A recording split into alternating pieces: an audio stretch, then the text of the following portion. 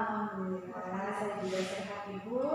Baiklah Ibu, di sini saya sebagai observer ya Bu ya, yang akan menjadi mengamati proses coaching yang akan Ibu lakukan nanti bersama coach Ibu. Nah, di sini sebelum saya melakukan observasi terhadap kegiatan coaching yang Ibu akan lakukan nanti, saya akan menyampaikan rubrik penilaian yang nanti akan menilai proses coaching yang akan Ibu lakukan. Di sini rubrik penilaiannya yaitu terkait dengan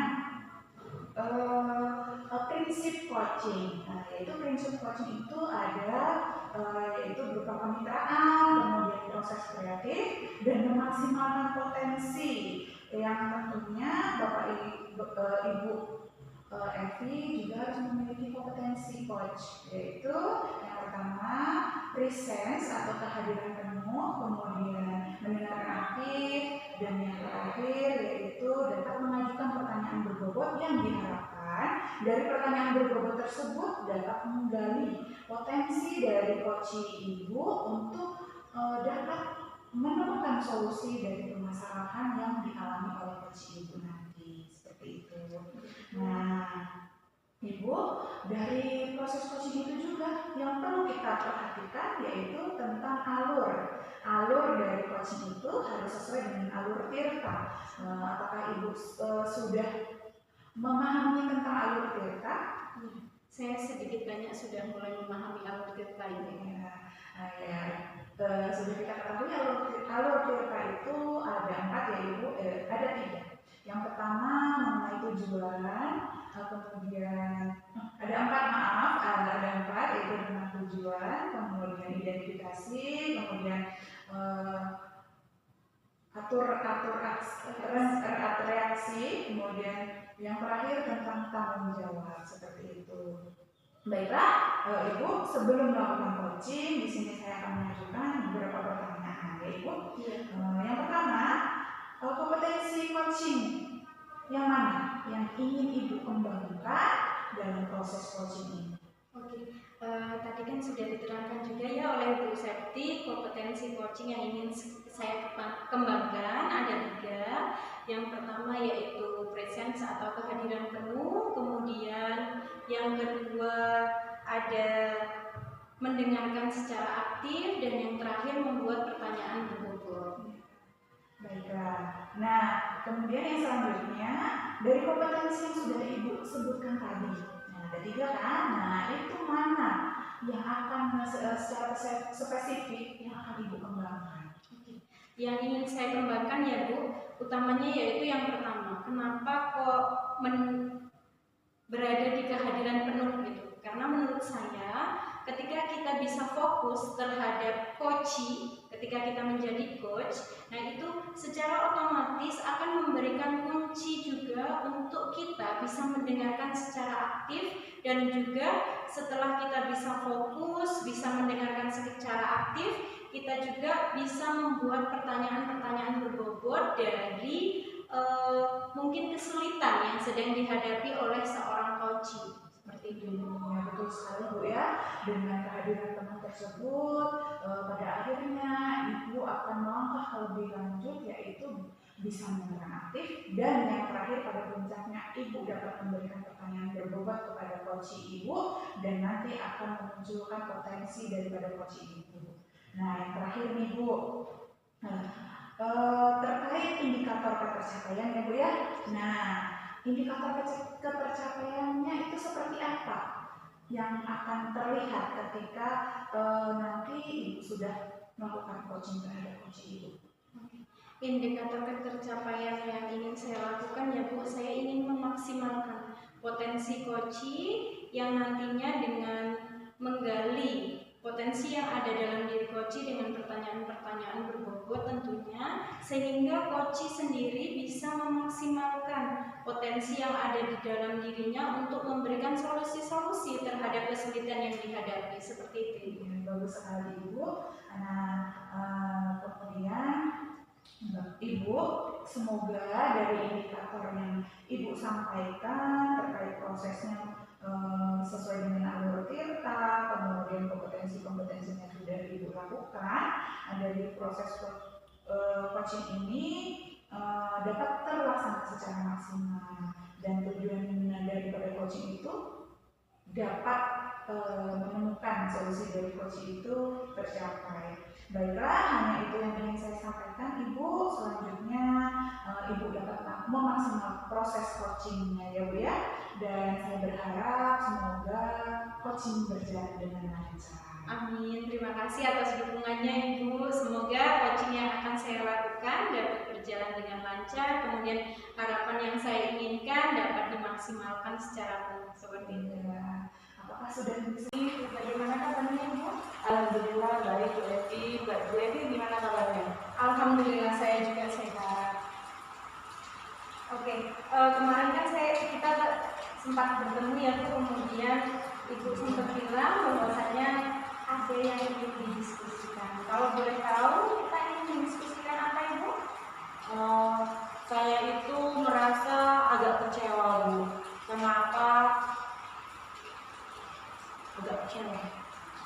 Oke, jadi kita pertegas dulu ya Bu, dalam sesi diskusi kita ini nanti akan kita lakukan selama 10-15 menit ya Bu Bulan. Kemudian yang ingin saya tanyakan Bu Bulan kecewa mengenai apa?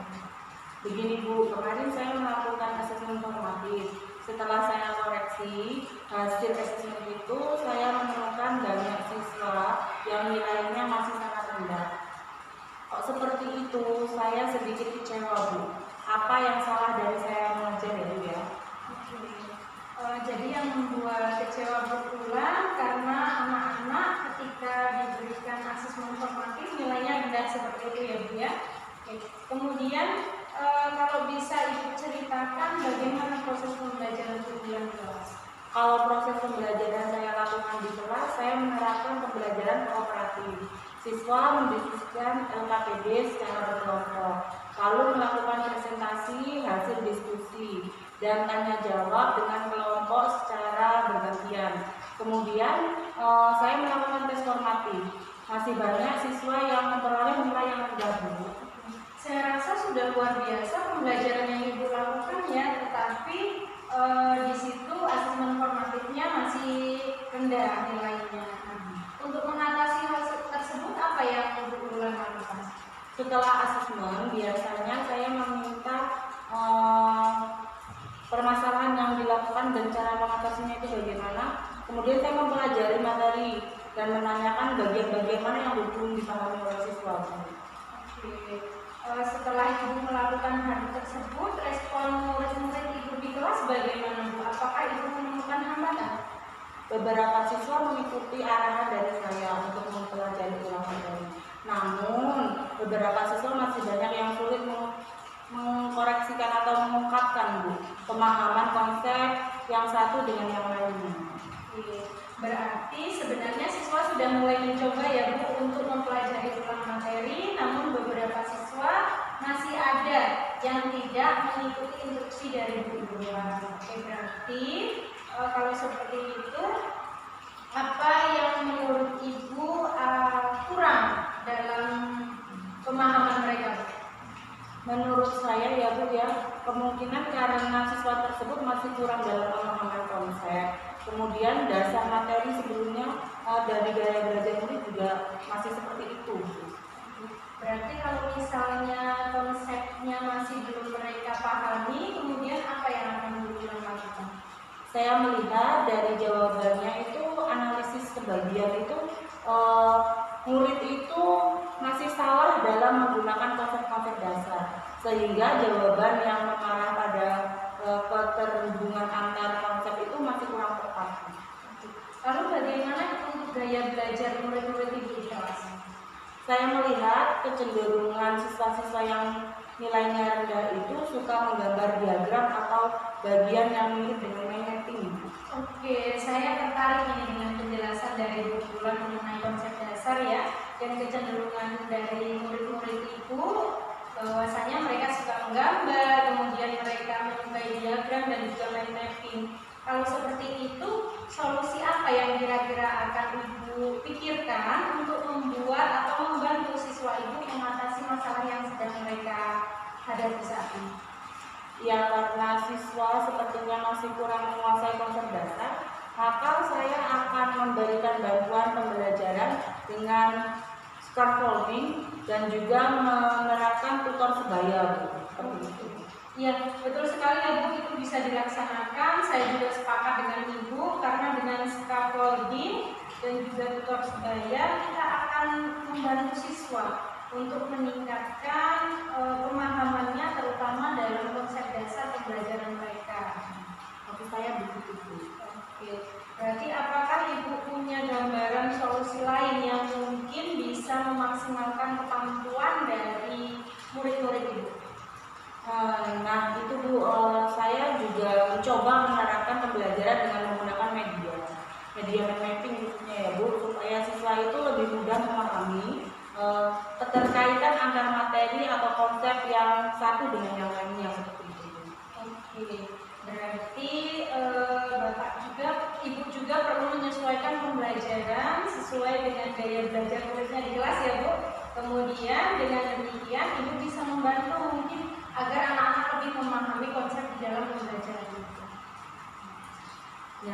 Ya Bu, saya akan mencoba menerapkan, kemudian memberikan beberapa alternatif tersebut supaya pembelajaran berlangsung dengan baik. Iya, bagus sekali. Mungkin kalau untuk sekarang nih, kapan hal tersebut akan ditindaklanjuti untuk mengatasi masalah ini? Saya akan langsung menerapkannya di pertemuan berikutnya, Bu, seperti itu. Oke, kemudian apa yang Ibu akan persiapkan untuk menjalankan komitmen ini dalam waktu dekat? Yang pertama, saya akan menyiapkan perangkat pembelajaran Ibu. Terus kemudian saya akan mengakomodir kebutuhan belajar setiap murid, terutama penyusunan bahan materi yang menantang, kemudian berjenjang, serta media mind mapping. Oke, berarti memang sesuai dengan gaya belajar murid ya Bu. Untuk itu, untuk menjalankan komitmen yang sudah Ibu buat tersebut, apakah ada pihak-pihak lain yang akan Ibu libatkan? Saya akan berkolaborasi dengan murid Bu. Kemudian murid yang memiliki kemampuan khusus sepertinya menjadi tutor sebaya sebagai tutor sebaya dalam pembelajaran seperti itu. Oke, baiklah, luar biasa sekali ya Bu.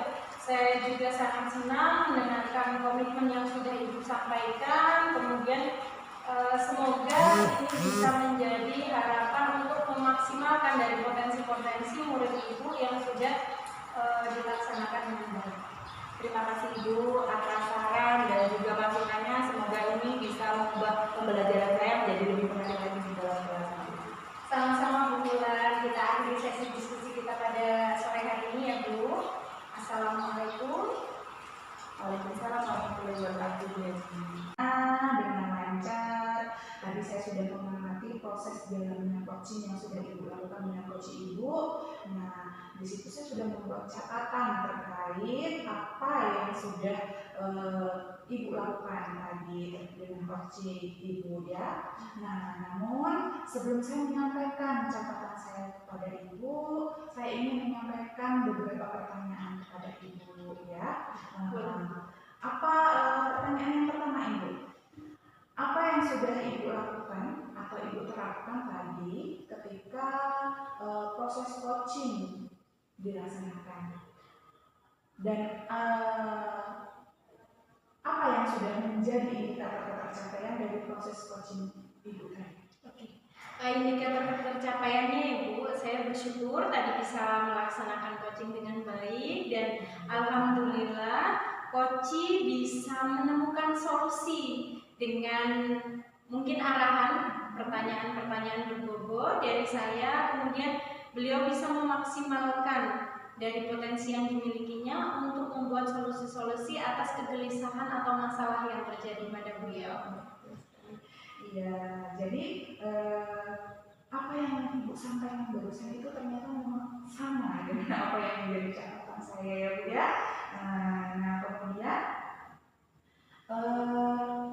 sudah melakukan prinsip coaching dengan benar dan baik sesuai, kemudian mengajukan pertanyaan berbobot untuk menggali potensi dari coaching. Kemudian Ibu juga tadi sudah melaksanakan alur tirta dengan sempurna ya Bu ya. Sampai pada akhirnya coach itu dapat bertanggung jawab atas solusi yang sudah Coach temukan. Nah, ini sangat luar biasa Ibu, bagus sekali. Dan ini pertanyaan yang terakhir ya Bu ya. Berdasarkan coaching tadi, kompetensi apa yang ingin Ibu lebih pertajam atau ingin Ibu lebih tingkatkan lagi? Yang saya ingin tingkatkan ya Bu, dan utamanya juga saya harapkan yaitu dalam hal pembuatan pertanyaan-pertanyaan berbobot itu. Jadi saya merasa bahwasanya saya harus bisa lebih lagi jeli dalam proses coaching, mendengarkan secara aktif sehingga bisa memicu dan juga memberikan respon terhadap stimulus-stimulus yang dilakukan oleh coach saya. Dari pertanyaan berbobot itu saya inginnya bisa memaksimalkan dari apa yang sudah dialami coach dan juga bisa membantu ketika seorang coach itu memiliki suatu kegelisahan atau permasalahan seperti itu. Ya, sekarang ya Bu ya, jadi Ibu ingin lebih mempertajam lagi kompetensi Ibu terkait mengajukan pertanyaan yang berbobot ya Bu ya.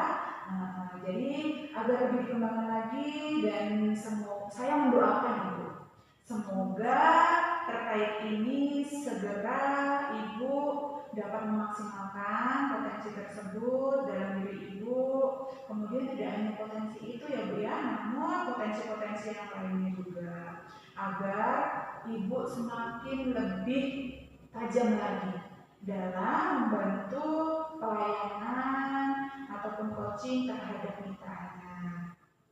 Dan semoga proses ini dapat menjadi bekal Ibu Evi nanti sehingga kedepannya dari memberi coaching dapat sesuai dengan harapan yang kita harapkan. Terima kasih Bu Evi atas proses observasi ini luar biasa dan semoga dapat berdampak positif ke depannya. Amin. Terima kasih atas dukungan dari Bu Septi. Semoga kedepannya saya bisa melaksanakan coaching dengan lebih baik lagi dan semoga apa yang menjadi harapan saya nantinya bisa terwujud. Ya, Terima kasih ya. Sama-sama. Assalamualaikum warahmatullahi wabarakatuh. Waalaikumsalam warahmatullahi wabarakatuh. Bagus,